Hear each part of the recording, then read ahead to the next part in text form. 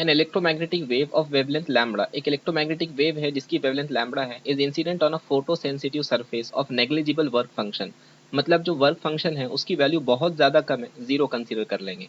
Light जो incident हुई उसकी वेवलेंथ लैम्बडा है। If the photo electrons emitted from the surface have the D Broglie wavelength lambda 1, जो electron वहां से निकले उनकी डी ब्रॉगली वेवलेंथ लैम्बडा 1 के बराबर है, तो इसमें से कौन सा रिलेशन करेक्ट होगा वो हमको निकालना है।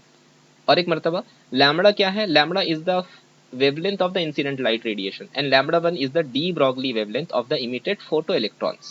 जो लाइट वहां इंसिडेंट हुई उसकी वेवलेंथ लैम्बडा है और जो इलेक्ट्रॉन वहां से निकले उनका डी ब्रॉगली वेवलेंथ लैम्बडा 1 है।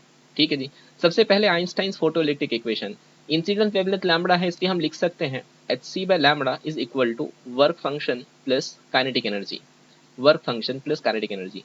क्योंकि वर्क फंक्शन यहाँ नेग्लिजिबल है इसलिए लिख लेता हूँ hc by lambda is equal to work function को निग्लेक्ट करने के बाद is equal to kinetic energy.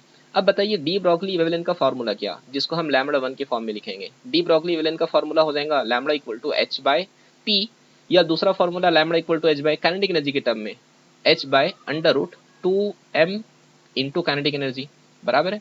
Okay, यहाँ से हम डेटा पुट कर लेते हैं। So lambda 1 is equal to h upon under root 2 और ये m, और काइनेटिक एनर्जी की वैल्यू अभी हमने ऑब्टेन की। काइनेटिक एनर्जी की वैल्यू कितनी आई, काइनेटिक एनर्जी की वैल्यू है hc बाय लैम्बडा, ये लैम्बडा 1 और ये लैम्बडा। ओके, सो इस इक्वेशन को आगे बढ़ाएंगे, इक्वेशन बनेगी लैम्बडा 1 इक्वल टू h और ये अंडर रूट वाला लैम्बडा ऊपर आ गया, नीचे बचा under root 2m into h into C. देखा जाए तो ये h कांस्टेंट है, 2 कांस्टेंट है, m कांस्टेंट है, h और c भी कांस्टेंट है। यानी लिखा जा सकता है lambda 1 is proportional to under root lambda.